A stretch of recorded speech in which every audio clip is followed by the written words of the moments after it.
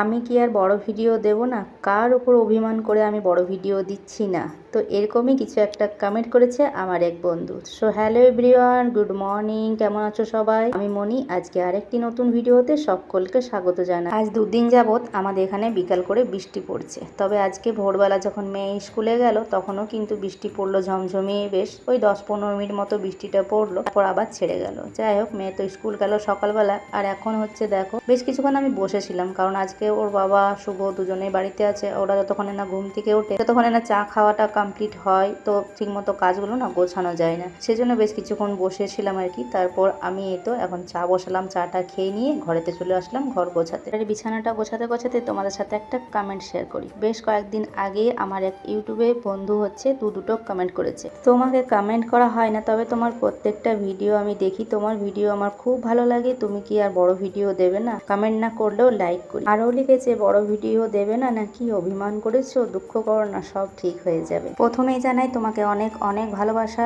এত সুন্দর করে দুটো কমেন্ট করার জন্য, আমার পাশে থাকার জন্য, তোমার মূল্যবান সময় দিয়ে আমার ভিডিও দেখে একটা কমেন্ট করেছো, অনেক অনেক তোমাকে ভালোবাসা। বড় ভিডিও আর এখন দিচ্ছি না, কারণ এখন যেহেতু ফেসবুকে কাজ করছি আর ফেসবুকে ইউটিউবে মিনি ব্লগগুলোই দিচ্ছি, তার জন্য বড় ভিডিও দিতে গেলে হচ্ছে আমাকে ক্যামেরা অ্যাঙ্গেল অন্যরকম ভাবে আবার ভিডিও বানাতে হবে। আর আমার তো দুটো ফোন নেই, যে জন্য একটা ফোনের মধ্যে ভিডিও বানাই, আর দুটো রকমভাবে ভিডিও বানাতে কিন্তু অনেকটাই অসুবিধা হয়ে যাবে, আর তার সাথে কিন্তু সময়ও লাগবে। আর সময় যদিও লাগে, ঠিক আছে, সময় হোক, বা ভিডিও বানিয়ে নিলাম, হয়তো এডিটও করে নিলাম, সবটাই ঠিক আছে, কিন্তু সব থেকে কঠিন ব্যাপার হচ্ছে আমার কাছে ভয়েস দেওয়াটা।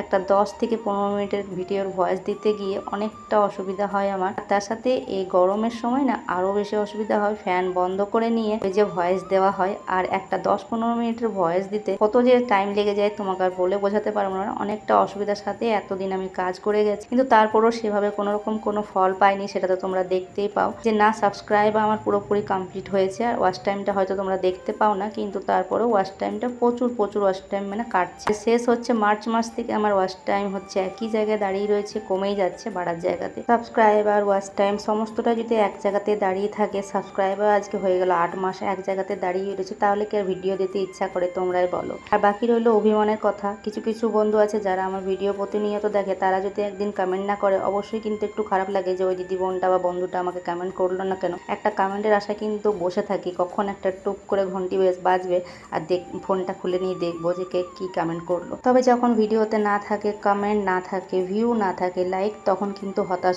হয়ে পড়ি।